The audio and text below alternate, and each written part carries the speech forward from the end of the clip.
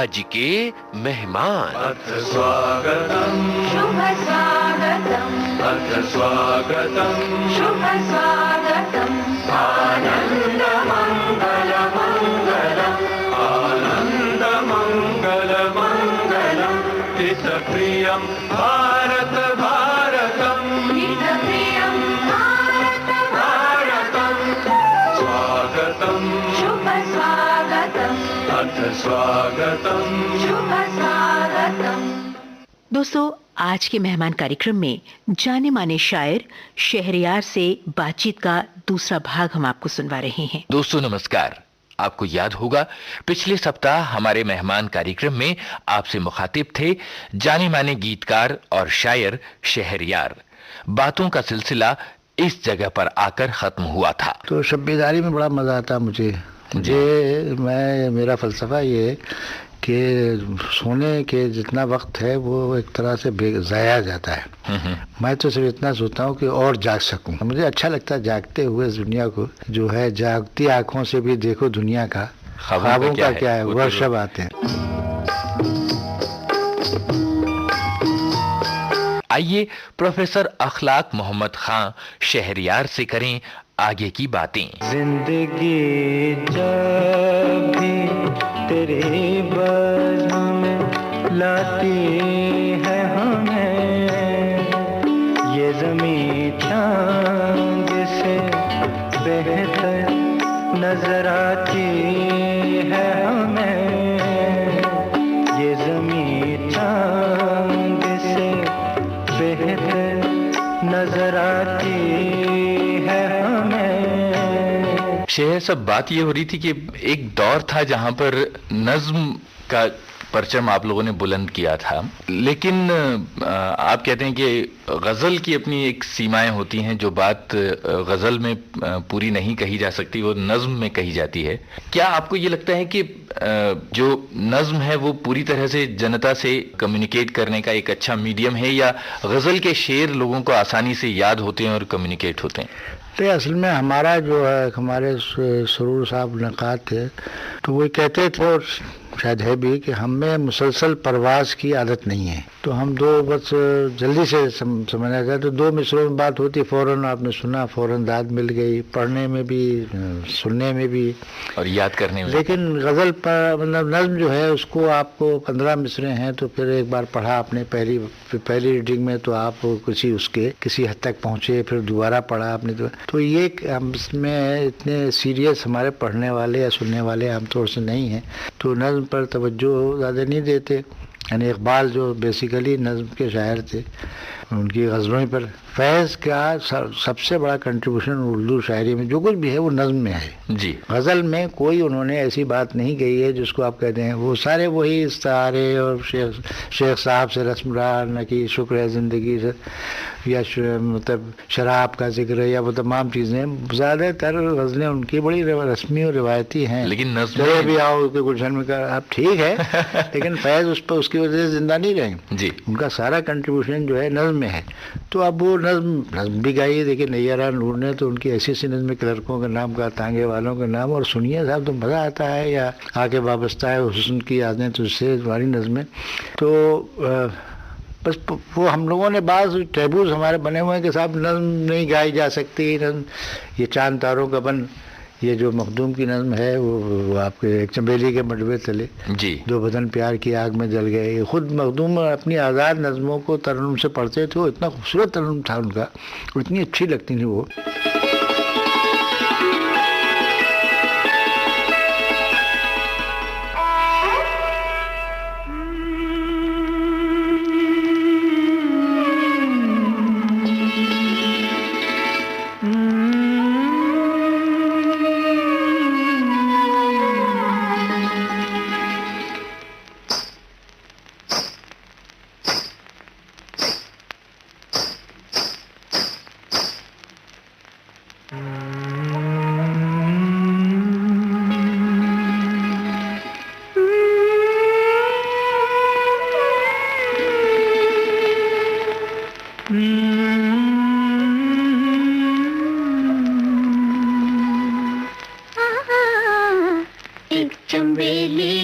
मंडवे तले, एक चंबेली के मंडवे तले। मैं कदे से जरा दूर उस मोड़ पर, मैं कदे से जरा दूर उस मोड़ पर, दो बदन प्यार के आग में जल गए, एक चंबेली के मंडवे तले, एक चंबेली के मंडवे तले।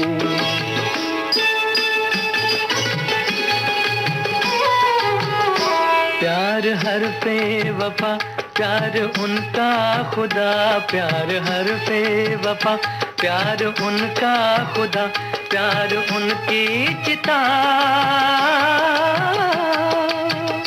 दो बदन प्यार की आग में जल गए, दो बदन प्यार की आग में जल गए, एक चंबेली के मंडवे तले, एक चंबेली के मंडवे तले।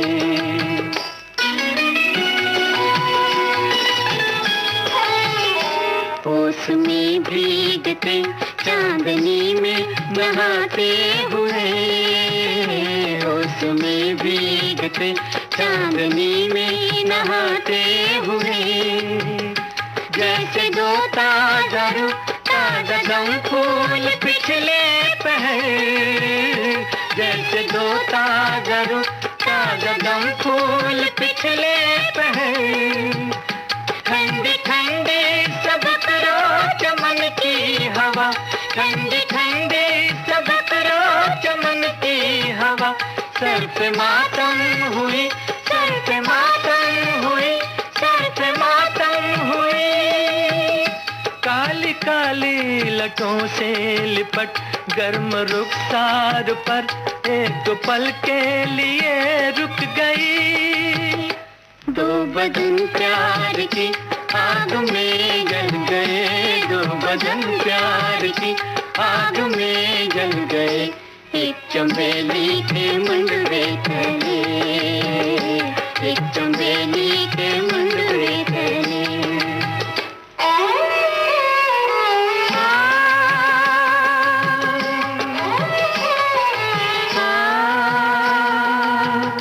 हमने देखा उन्हें दिन में और रात में, नूर जुल्मात में, हमने देखा उन्हें,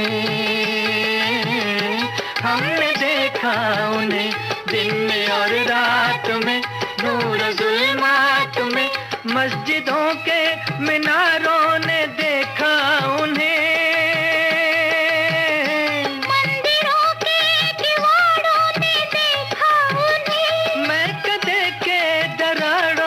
देखा उन्हें, देखा उन्हें, देखा उन्हें।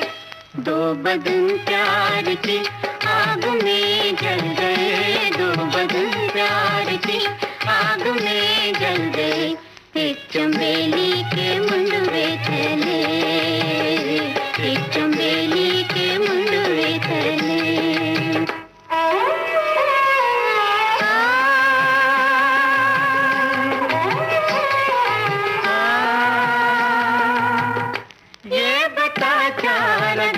तेरी जंजील में, तेरी जंजील में, ये बता क्या गए,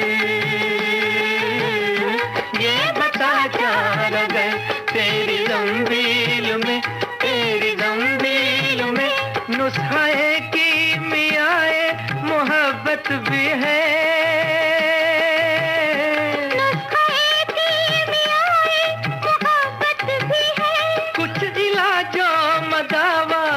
उल्फत भी है, उल्फत भी है, उल्फत भी है।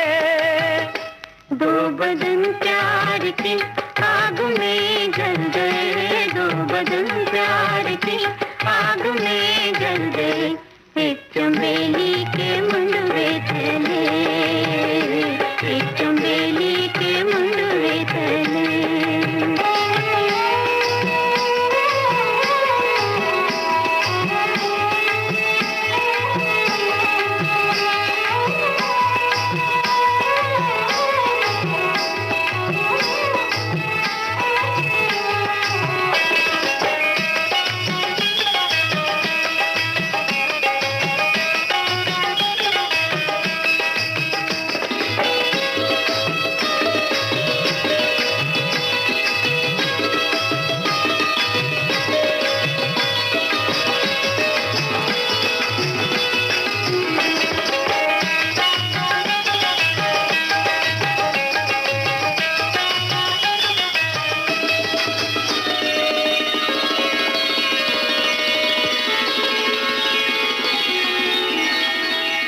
तो ये कि म्यूज़िकल नहीं होती या गाई नहीं जा सकती, सब गाई जा सकती हैं। जयदेव तो कहते थे मैं तो अखबार की सुर्खी पूरा मतलब गाना बना सकता हूँ उसका। तो इसलिए हर चीज़ गाई जा सकती है। और देखिए बहुत से नामाज़ू कलाम भी बहुत अच्छा गाया जाता है, इसका नहीं। लेकिन ये कि डेफिनेटली अपने ज़माने की जो नब्ज़ है वो या ज़माने की जो रफ्तार है, जो हालात हैं, उनको समझने के लिए नज़्म में ज़्यादा वो चीज़ आई है। जी। गज़ल में आती तो इतनी डाइल्यूट हो जाती है, वो इतना छन जाती है कि वो किसी मतलब उसकी एक खूबी भी है कि वो किसी ज़माने की भी नहीं मालूम होती, हर ज़माने की मालूम होती है। गज़ल की खूबी है कि उसका शेर जो है वो 100 साल पहले वाला शेर आज का मालूम होता है, आज का शेर 100 साल पुराना मालूम हो सकता है। लेकिन नज़्म जो है वो थोड़ा स्पेसिफिक होती है। जितनी जनरल मतलब गज़ल होती है, नज़्म उसके मुकाबले में स्पेसिफिक होती है, किसी ख़ास तजर्बे को, किसी ख़ास दौर को, किसी ख़ास वक्त को, किसी ख़ास शख्स को वो करती है, रिप्रेजेंट करती है। जी। अपनी गज़लें, अपने अशार, अपनी नज़में आपको मुशायरों में पेश करते हुए कैसा एहसास होता है? पहले तो मैं आप चाहते हैं? पहले तो मेरे बाज़ दोस्तों का ख्याल था कि मैं शायरी को बिल्कुल सौतेले बच्चों की तरह उनके साथ शुरू करता हूँ, और मैं जाता था इससे पहले कि कोई हुटिंग करने के लिए तैयार हो, मैं वापस आ जाता था इतनी देर में। लेकिन आहिस्ता आहिस्ता मुझे एहसास हुआ कि अब इतनी दूर से लोग बुला रहे हैं, इतनी मोहब्बत से बुला रहे हैं, इतनी एक्सपेक्टेशन के साथ बुला रहे हैं, तो मुझे भी थोड़ा सा कुछ करना चाहिए। अब मैं थोड़ा सा ज़रा दपट के पढ़ता हूँ, कुछ ऐसे अशार पढ़ता हूँ जिससे पब्लिक को थोड़ा अटेंशन अपनी तरफ मुतवज्जे कर सकूँ। तो कुछ मशायरे वाले गिमिक्स जो हैं जी जी, वो मैं इस्तेमाल अगरचे पूरे तौर पर नहीं कर पाता, ना कर सकता हूँ, ना करने की सलाहियत मुझ में है, लेकिन कुछ करता हूँ। इसलिए बाहर जब मुल्कों में बुलाया जाता हूँ तो वो तो चाहते हैं कि 20 मिनट, 25 मिनट, 30 मिनट आप सुनाएं, तो कई तरह की चीज़ें और वो सभी अब मैं करने लगा हूँ। लेकिन नज़में मैं फिर भी नहीं सुनाता, इसलिए कि नज़म को पढ़ना या नज़म को मतलब अप्रिशिएट करना, या तो बहुत ही डायरेक्ट किस्म की नज़में हों जिसमें टॉपिकल हों। अच्छा, मैं बहुत सी टॉपिकल नज़में या गज़लें मैंने लिखी, लेकिन मैं कभी उनका रेफरेंस नहीं देता जी, कि मैं ये फलाने पर लिखी, मतलब ऐसी हैं चीज़ें, लेकिन मैं कभी किसी मुशायरे में नहीं सुनाता, इसलिए कि मैं एक्स्ट्रा मतलब उनकी इमोशनल ब्लैकमेल करने को मैं बहुत ख़िलाफ़ हूँ। और ये जो मुशायरे में आपने देखा होगा ज़्यादातर यही है, कोई ताल्लुक़ नहीं लेने देने का, फलां के बारे में शेर है। अब वो ऑडियंस जो है उर्दू का ज़्यादातर मुसलमान होता है, तो उसके जो जज्बात को एक्सप्लॉइट करते हैं। यानी इवन सरदार जाफरी करने लगे थे जी, और वो कहते भी थे कि फसादात के, आपके जो खून बचा के रह गया फसादात के बाद, ये गज़ल सुनाते थे ताकि मुशायरे में मकबूल हो सकें, और अपनी पुरानी 50 बार की सुनाई हुई नज़में सुनाते थे। हमारे और शायर जो बहुत अच्छी शायरी भी कर रहे हैं और नई शायरी भी कर रहे हैं, लेकिन वो अपनी वही पुरानी चीज़ें सुनाते हैं जो आजमूदा हैं, जो चल चुकी हैं। तो ये मुशायरे का जो मतलब सतह है वो इतनी, हम लोगों सब ने मिल के उसमें कोई इसमें बेहतर बनाने की, इसलिए कि सबको एहसास होता है कि बेहतर बनाने के चक्कर में हम मारे जाएंगे, तो बेहतर ये जो चल रहा है उसी कुछ करते रहो। तो मुशायरे लगातार अपनी गंभीरता खोते जा रहे हैं, ऐसा लगता है आपको? अब बिल्कुल उनका एक अलग रोल हो गया है। अब उनको मेरे ख्याल में उनमें इस्लाह का इम्कान मुझे तो नज़र नहीं आता, हिंदुस्तान में ख़ास तौर से जी, इसलिए कि मुशायरे के तो शायरी अलग पैदा हो गए जिनका अदब से कुछ लेना देना नहीं। तो एक और अच्छी वो इतने शायरी, बड़े मशहूर शायर हैं मुशायरे में, जैसे जाते हैं तो मुशायरा करने वाला भी उनको ढूंढ रहा है, अरे साहब फलां साहब चलिए साहब, और वो डिस्ट्रिक्ट मजिस्ट्रेट भी उनको ढूंढ रहा है, और मतलब मिनिस्टर भी उसको ढूंढ रहा है कि यही सब कुछ है मतलब। तो अब ठीक है, अब क्या वो खैर उनमें थोड़ी इतनी तमीज़ तहजीब है उन लोगों में कि जो हम लोग पहुंचते हैं तो वो समझते हैं कि ठीक है ये हमारा है, हमसे कोई इसका मुकाबला वाला है, तो थोड़े इज्जत मोहब्बत से मिलते हैं तो। अच्छा शहरयार साहब, आज के ज़माने में अच्छी गंभीर उर्दू शायरी को जनता तक पहुंचाने का जरिया सिर्फ पत्रिकाएं बची हैं क्या, या नहीं, बहुत जरिए हैं। अब तो जाहिर है कि ये जो मीडिया आपके जो है, मतलब टीवी है, रेडियो है, गज़ल सिंगिंग है और दूसरी चीज़ें हैं, इनका भी एक रोल है। लेकिन देखिए, अगर आप हिस्ट्री देखें तो कभी भी किसी ज़माने में भी सीरियस अदब या सीरियस आर्ट फॉर्म जितने भी हैं, उनके जो पढ़ने वाले, सुनने वाले, उसे अप्रिशिएट करने वाले, उनकी तादाद कम रही है।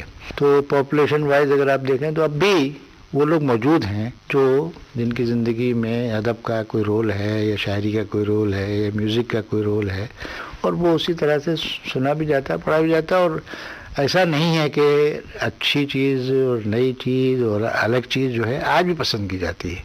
जी, ये कहना बिल्कुल गलत है कि साहब पब्लिक ऐसा चाहती है। पब्लिक को आप दे ही नहीं रहे, जब दीजिए तो वो हमेशा ही साबित कर देती है कि हमको अच्छी चीज़ चाहिए।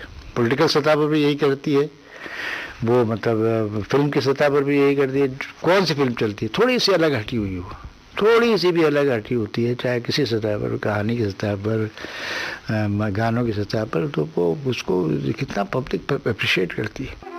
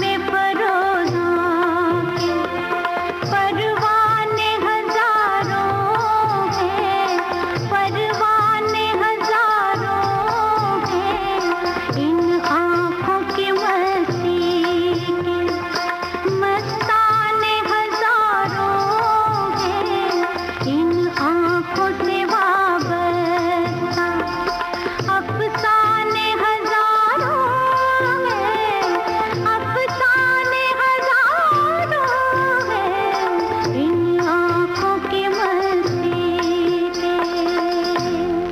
आपको क्या लगता है शहरयार साहब कि आजकल क्या पढ़ने वाले कम हो रहे हैं? क्या छपे हुए शब्दों पर खतरा मंडरा रहा है? नहीं कोई है, मेरे ख्याल में तो ऐसा नहीं है। देखिए वक्ती तौर पर ऐसा मालूम होता है, जैसे मालूम हुआ था कि साहब VCR ने सिनेमा हॉल्स ख़त्म कर दिए, बिल्कुल खाली पड़े हुए सिनेमा हॉल। तो यश चोपड़ा से कोई कहने का साहब तो अब तो फिल्म तो कहने का साहब हमें तो एक ही काम आता है फिल्म बनाना, हम तो फिल्म ही बना पाएंगे और कुछ कर नहीं पाएंगे। अब तो सिनेमा हॉल में इतना रश होता है, सब लोग फिल्म सिनेमा हॉल में जाके देखने। टीवी वगैरह पर जो फिल्म आती है तो वो इश्तहार का काम करती है जी, कि वो अच्छी वहाँ पर मालूम होती है तो वो सिनेमा हॉल में जाके देखता है। इसी तरह मालूम हुआ रेडियो जैसे ख़त्म हो गया।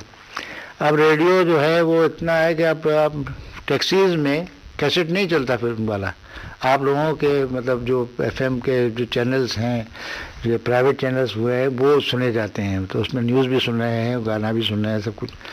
तो ये जो वक्ती तौर पर जो एक आता है और सैलाब सा के मालूम होता है कि अब ये चीज़ ख़त्म हुई, अब वो चीज़ ख़त्म हुई, मेरे ख्याल में ऐसा हो नहीं पा रहा है। और हिंदुस्तान में तो नहीं हो पा रहा, दुनिया में कहीं और क्या हो रहा है मुझे नहीं मालूम, लेकिन हिंदुस्तान में तो वो चीज़ें एक कंटिन्यूटी बहरहाल मौजूद है और अच्छी चीज़ों की तरफ। अब जाके देख लीजिए, आप म्यूज़िक शॉप पर पूछ लीजिए जाके, सबसे ज़्यादा गज़ल का कैसेट बिक रहा है 60 रुपये में बिकता है और नहीं मिलता है। फिर उसके बाद बेस्ट पुराने किशोर कुमार के बेस्ट और मतलब लता मंगेशकर के बेस्ट और फलां के बेस्ट ये जो है और नौजवान ले जाते हैं ख़रीद के। वैसा मालूम हो जाता है कि अब सब इनको कौन पढ़ेगा, इनको कौन सुनेगा, सब कुछ ऐसा कुछ नहीं हो रहा। शहरयार साहब ये कहा जाता रहा है कि अब बहुत तेज़ी से दुनिया एक बाज़ार बन रही है और बाज़ार का दखल एक आम आदमी की ज़िंदगी में बहुत गहराई तक पड़ रहा है। इसके असर बहुत ज़्यादा पूरी दुनिया में पड़ रहे हैं, हालात बहुत बुरी तरह से बदल गए हैं, इंसान का इंसान से रिश्ता कमज़ोर हो रहा है। एक शायर के दिल पर क्या गुजरती है दुनिया की इस शक्ल को देखकर कि जिसने लिखा हो कि ज़िंदगी जैसी तवक्को थी नहीं कुछ कम है, हर घड़ी होता है एहसास कहीं कुछ कम है। हाँ, लेकिन ये भी है कि आज का दिन हाँ बहुत अच्छा नहीं तस्लीम है, आने वाला दिन बहुत बेहतर है, मेरी राय है। क्या बात। तो मैं मतलब मैं बहुत ऑप्टिमिस्ट रहा हूँ और वाकई मैंने तो 47 मैंने घुड़ संभाल लिया था और हिंदुस्तान में मैं एक मुसलमान की हैसियत से, उर्दू वाले की हैसियत से बहुत सी चीज़ें से मालूम होती थी। अब तो कुछ है ही नहीं, अब ये नहीं मिलेगा, वो नहीं मिलेगा, फला चीज़ नहीं मिलेगी, उर्दू नहीं। अब तो मैं देख रहा हूँ हर चीज़ कुछ ज़्यादा ही मिल रही है, वो चीज़ जिससे हम समझ रहे थे ख़त्म हो जाएगी। तो पूरी दुनिया के बारे में तो मैं नहीं कह सकता, लेकिन मुझे अपने मुल्क के बारे में यकीन है कि यहाँ बुराई बहुत आएगी लेकिन वो बहुत देर तक नहीं रहेगी और उसकी वो शक्ल जो पूरी दुनिया में नज़र आ रही है, बाज़ार भी हमारे वहाँ बनेगा तो वो कुछ बेहतर बाज़ार बनेगा। अब भी हमारे वहाँ वैल्यूज़ का एहसास है, मतलब बुरी चीज़ को बुरा हम लोग कहते हैं, भली चीज़ को भला कहते हैं और दुखी भी होते हैं, खुश भी होते हैं, वो सब चीज़ें जो हैं। तो जब तक इमोशंस और मतलब फीलिंग्स हैं तो शायरी भी ज़िंदा रहेगी, ज़ुबान भी ज़िंदा रहेगी और अच्छी चीज़ें भी ज़िंदा रहेंगी। जी, एक बात और मुझे याद आ रही है कि एक नज़्म में आपने लिखा था, हम बुज़दिल हैं, हम इकरार करते हैं, बस एक रीढ़ की हड्डी ना टूटे, रेंगते रहने की आदत ना छूटे। बुद्धिजीवियों पर एक तरह का ये कमेंट था और उनकी तटस्थता पर था। तो वो मतलब बहुत सी चीज़ें जैसे ख्वाब का दरबंद है, उसका ये इसका मतलब ये नहीं कि बिल्कुल अब ये 100% यही सिचुएशन है, लेकिन बहुत सी जगहों पर हमें महसूस होता है कि हम वो रोल अदा नहीं कर रहे जो हमें करना चाहिए। जी, एक मैंने उसके बाद लिखी है जो और ज़्यादा है कि चलते चलते रेंगने वाले ये लोग, रेंगने में इनके वो दमखम नहीं, ऐसा लगता है कि इनको ज़िल्लतें मुस्तहिक मिक़दार से कुछ कम मिली।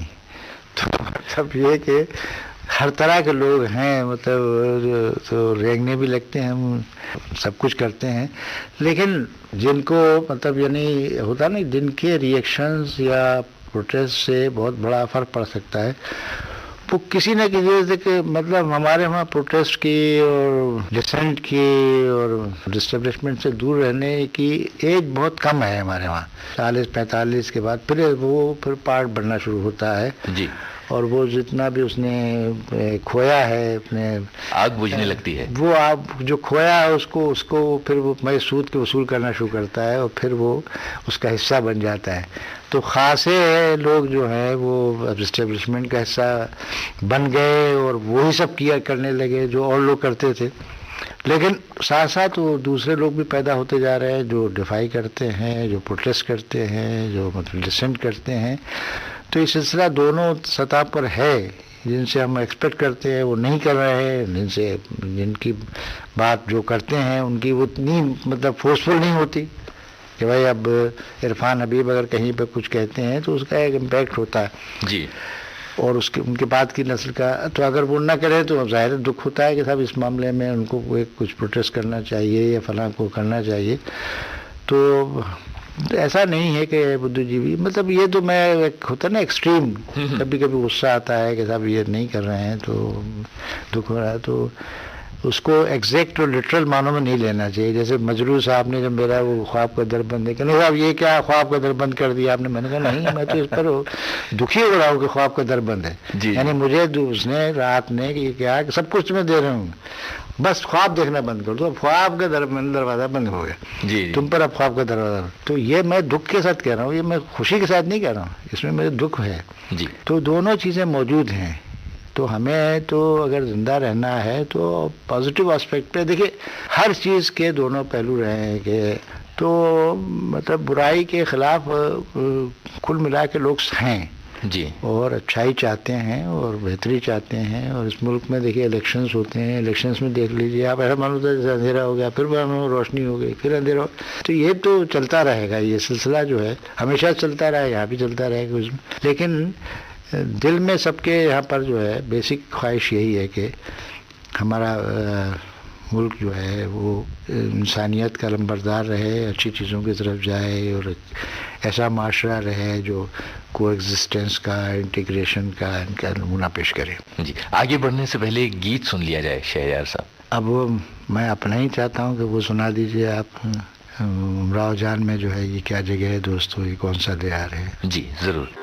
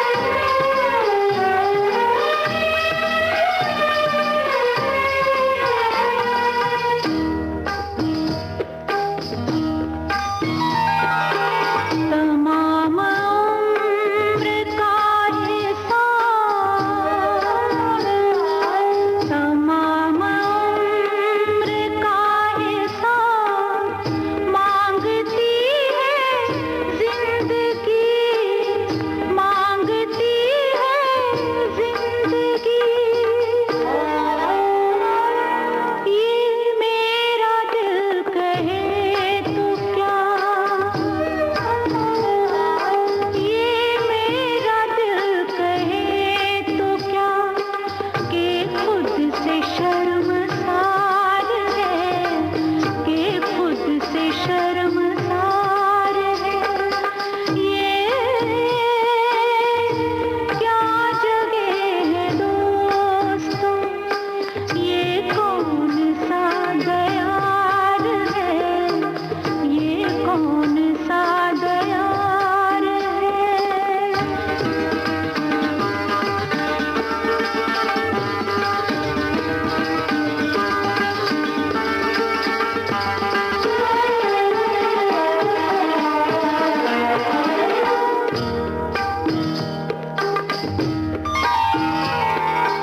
बुला रहा है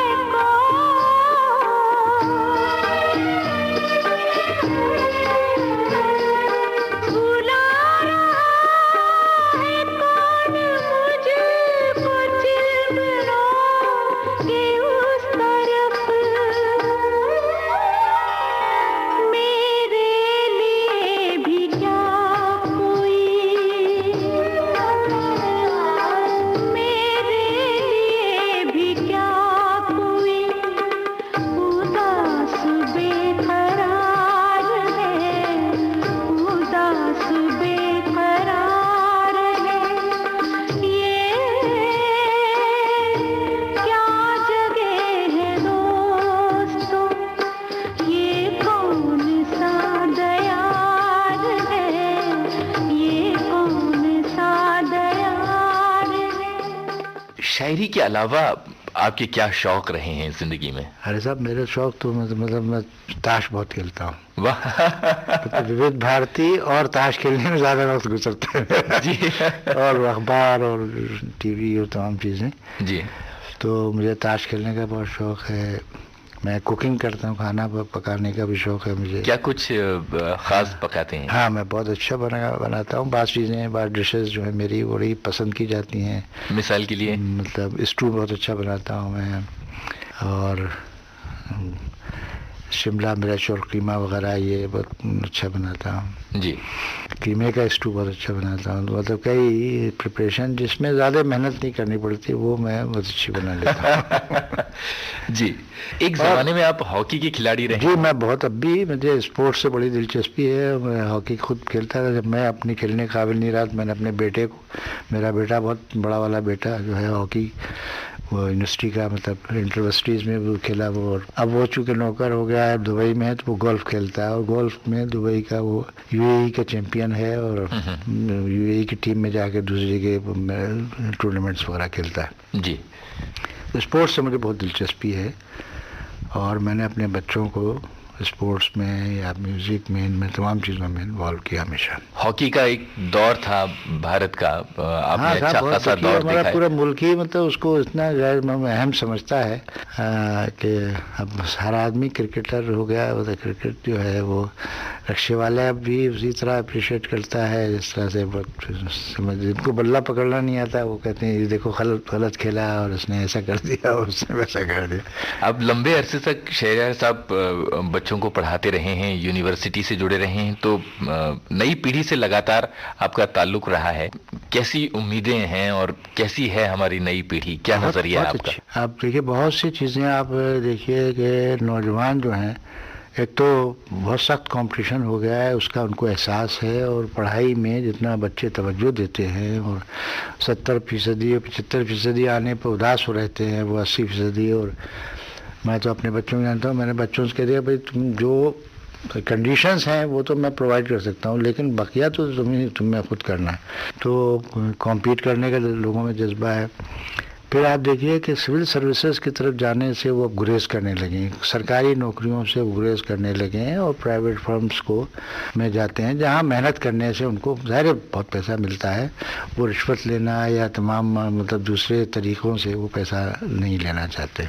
और बहुत से एटीट्यूड जो हैं उनके खासा सेकुलर, लिबरल, और बहुत से फजूल चीज़ों में अपना वक्त, कभी कभी हमको ये महसूस भी होता है कि उनमें इमोशनल और तमाम चीज़ें थोड़ा कम हो रही हैं, लेकिन वो मेरे ख्याल में जो हमारे वहाँ ज़ाती थी इमोशंस की, वो भी गैर ज़रूरी थी। अब बच्चों में दिखावे की चीज़ें नहीं है, मतलब मोहब्बत वो उस तरह से नहीं मोहब्बत करते, उस तरह के रिस्पेक्ट का वो तस्वुर बदल गया है। आप बराबरी से मतलब आपके सामने सिगरेट पी सकते हैं बच्चे, आप आपकी बात माने न माने, मतलब कोई जरूरी नहीं, बता देते हैं कि साहब ये करने जा रहे हैं, ये नहीं कि साहब आप इजाज़त दें तो हमको ये करने जा रहे हैं। जी। तो कुल मिला के बहुत मेरे ख्याल में बेहतर है, मतलब नौजवानों का जितना उनको परेशानियां झेलनी पड़ रही हैं हम लोगों ने नहीं झेली। जी। हम तो सोचते हैं, उनको देखते हैं जिस तरह से एडमिशन्स वगैरह में जितनी देर लगती है, जितने लंबे प्रोसीजर से उनको गुजरना पड़ता है, हमने कहा हम तो अगर ये सब होता तो पढ़ते ही नहीं। हमारे तो पेरेंट्स उस ज़माने में यही कहते थे पास हो गए, तब कोई नहीं पूछा था किस डिवीज़न में पास हुए, कितना परसेंटेज आया आपका, मिठाई बट रही है, पास होना। अब तो वो साहब 80% और फिर उसके बाद फिर उसमें कंपटीशन और फिर उसके बाद कंपटीशन है, एक मरहले। तो वाकई वो अपने को जितना ज़िंदगी को जितनी की सख्तियाँ वो झेल रहे हैं और वो उसमें तरक्की कर रहे हैं, तो वाकई काबिल तारीफ़ हैं वो। जी।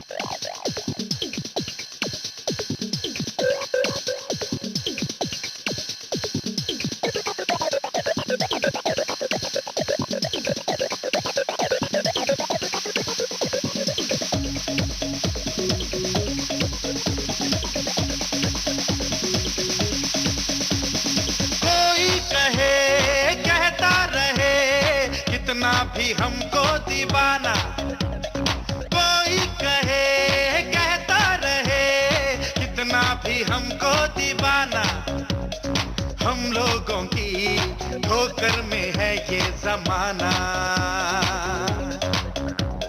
जब साथ है आवाज है फिर किस लिए हिचकिचाना, जब साथ है आवाज है फिर किस लिए हिचकिचाना।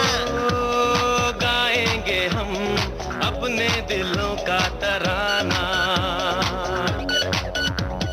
बिगड़े दुनिया बिगड़ने भी दो, झगड़े दुनिया झगड़ने भी दो, लड़े जो दुनिया लड़ने भी दो। हम अपनी धुन में गाओ, दुनिया रूठे रूठने दो, बंधन टूटे टूटने दो, कोई छूटे छूटने दो, ना घबराओ।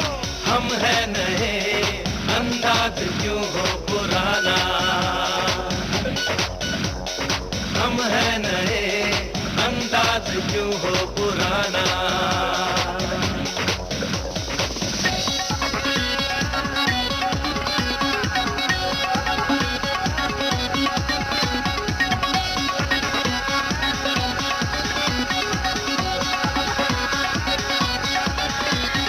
आंखों में है बिजलियां, सांसों में तूफान है, डर क्या है और हार क्या हम इससे अनजान हैं।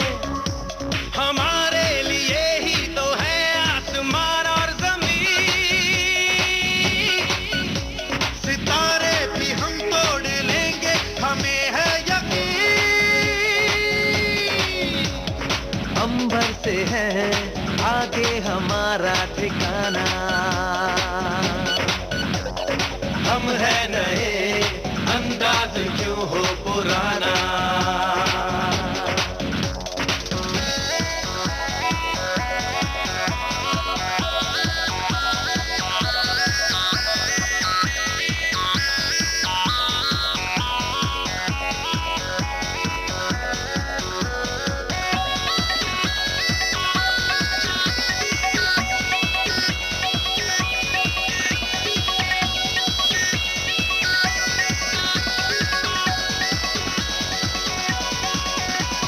सपनों का जो देश है, हाँ हम वही हैं पले, थोड़े से दिल फेंक है, थोड़े से हैं मन चले। जहाँ भी गए अपना जादू दिखाते रहे, मोहब्बत हसीनों को अक्सर दिखाते रहे। आए हमें दिल और नींदे चुराना, हम है नए अंदाज क्यों हो पुराना। कोई कहे कहता रहे कितना भी हमको दीवाना, कोई कहता कितना भी हमको दीवाना। ओ हम लोगों की ठोकर में संभाला। ओ जब साथ है आवाज है फिर किस लिए हिचकिचाना। जब साथ है आवाज है फिर किस लिए हिचकिचाना। ओ गाएंगे हम अपने दिलों का तराना। बिगड़े दुनिया बिगड़ने भी दो, झगड़े दुनिया झगड़ने भी दो, लड़े जो दुनिया लड़ने भी दो। तुम अपनी धुन में गाओ, दुनिया रूठे रूठने दो, बंधन टूटे टूटने दो, कोई छूटे छूटने दो, ना घबराओ। हम हैं नए, अंदाज क्यों हो पुराना। ओ हम हैं नए, अंदाज क्यों हो पुराना।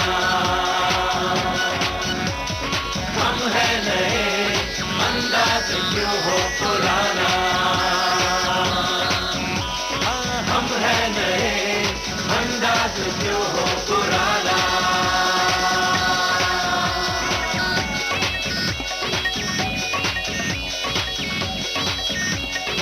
शेखर साहब, बहुत अरसे तक नौकरी से जुड़े रहने के बाद अब आपके हाथ में बहुत सारा खाली वक्त है। किस तरह से उस वक्त को गुजारते हैं और कैसा महसूस होता है? मैं तो अभी बहुत अपने को मसरूफ तरीन आदमी समझता हूँ। वक्त ही नहीं मिलता मुझे जी। मैं सुबह उठता हूँ, थोड़ा टहलता हुआ रहा हूँ, फिर उसके बाद आपका विविध भारती वाला सुनता रहता हूँ, अखबार पढ़ता रहता हूँ, फिर नाश्ता करना, फिर उसके बाद कुछ और वो मतलब सुपरवाइज करना, सफाई के सुपरविजन करना, खाना पकाने का सुपरविजन।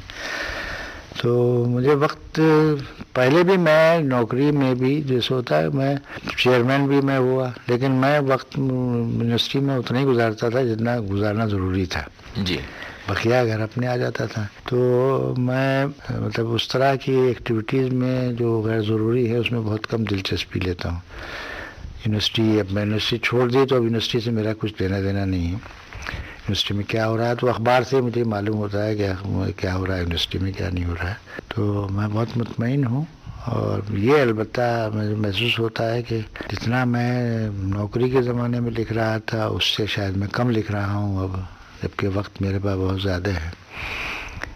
उसके बहुत से असबाब भी मैं थोड़ी देर पहले अपने एक दोस्त से इसी बात पे गुफ्तगू कर रहा था, तो उसके बहुत से रीज़न मैंने निकाले कि साहब शायद ये वजह है, शायद ये वजह है। अब वो एग्जैक्टली क्या वजह है मैं बता नहीं सकता, लेकिन ये है कि मुझे महसूस हुआ कि जब मैंने अभी एक नया कलेक्शन छपाया तो मुझे अंदाज़ा हुआ कि मैंने कम लिखा है 7-8 साल में जो रिटायरमेंट का पीरियड है जी, उसके मुकाबले में जो पहले मैंने लिखता था।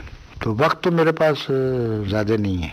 मतलब मैं बहुत सफ़र से जहाँ तक हो सकता है गुरेज करता हूँ। अभी अमेरिका जाना था, बहाना मुझको थोड़ा गला वाला ख़राब था तो उसका बहाना मिल गया, मैं नहीं गया 1 महीने के लिए।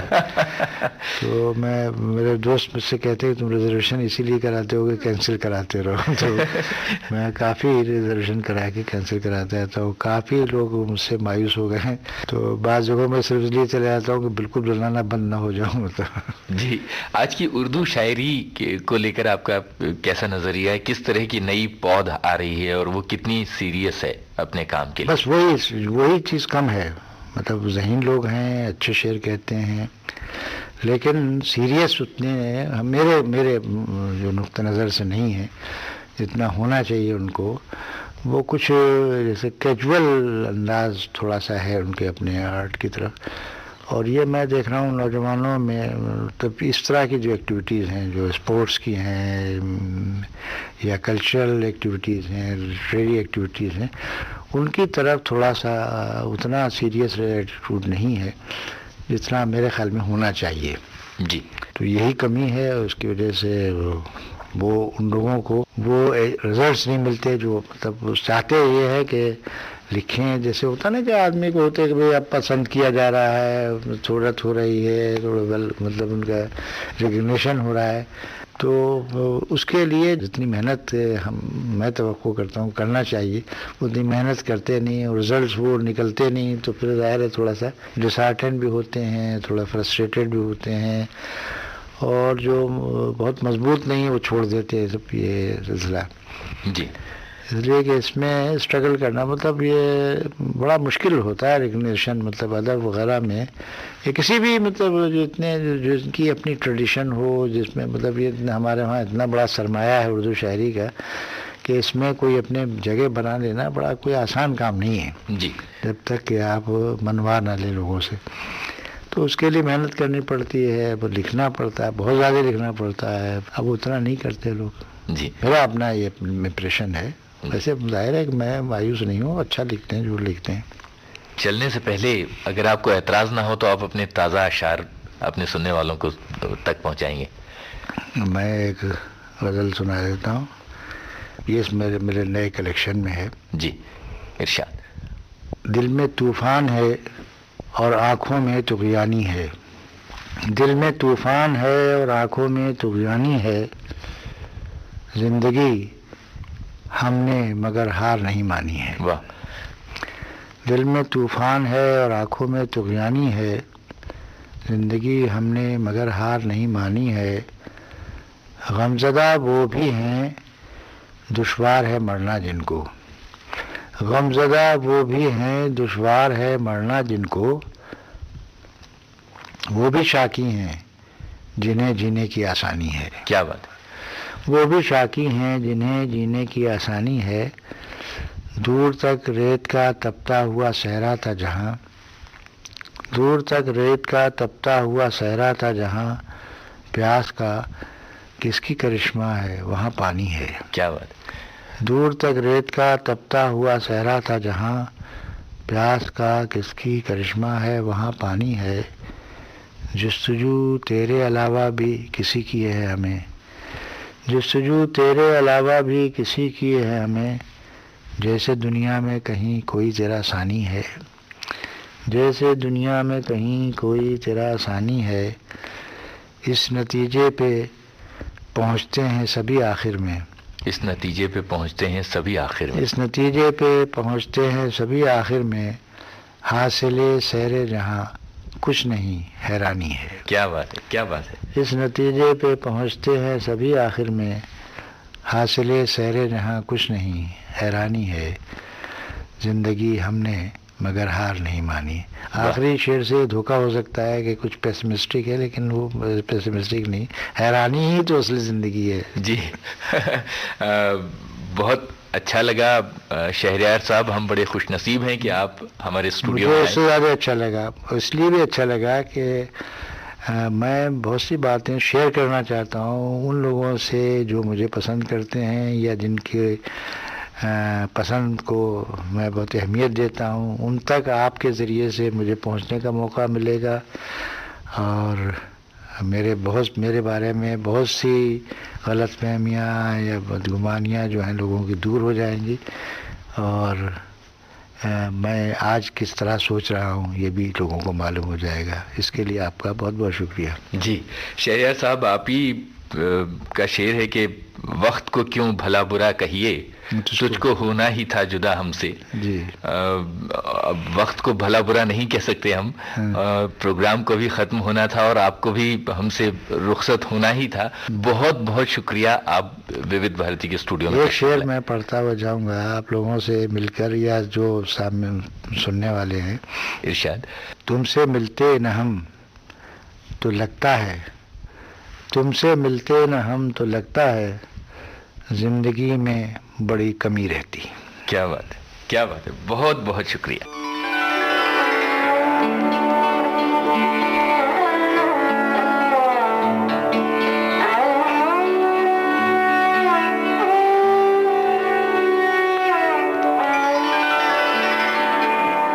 जिंदगी जब भी तेरे बज़्म में लाती है हमें,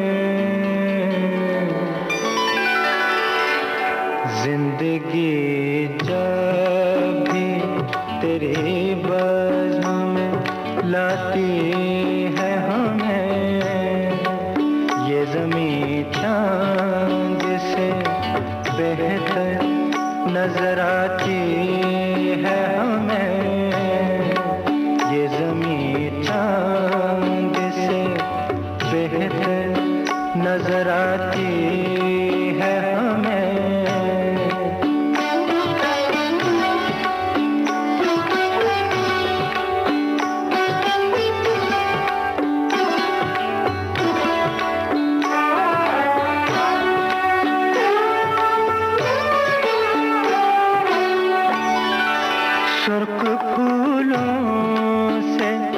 महक उठती हैं दिल की राहें, सुर्ख फूलों से महक उठती हैं दिल की राहें। दिन ढले यूं तेरी आवाज बुलाती है हमें, दिन ढले यूं तेरी आवाज बुलाती है हमें। ये ज़मीं चांद से बेहतर नजर आती है हमें।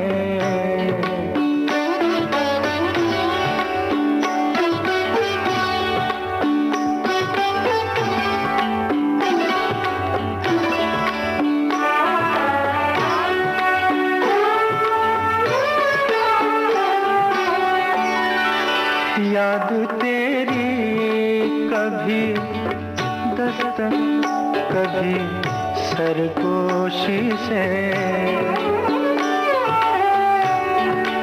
याद तेरी कभी दस्तक कभी सरगोशी से। रात के पिछले पहर रोज जगाती है हमें, रात के पिछले पहर रोज जगाती है हमें। ये ज़मीं चांद से बेहतर नजर आती है हमें।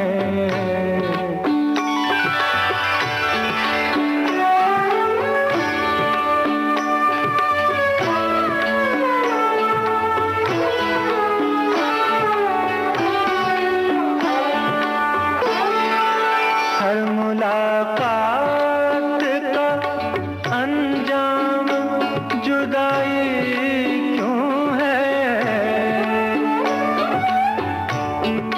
हर मुलाकात का अंजाम जुदाई क्यों है। अब तो हर बात यही बात सताती है हमें, अब तो हर बात यही बात सताती है हमें। ये ज़मीं चांद से बेहतर नजर आती है हमें। जिंदगी जब भी तेरी बज़्म में लाती है हमें।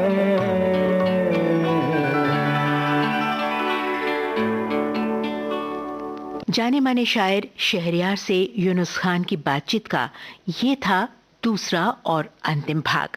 तकनीकी सहयोग शशांक काटदरे, संपादन यूनुस खान, विविध भारती की ओर से प्रस्तुतकर्ता शकुंतला पंडित। अब दीजिए इजाजत, नमस्कार। आज पिटारा लाया था आज के मेहमान।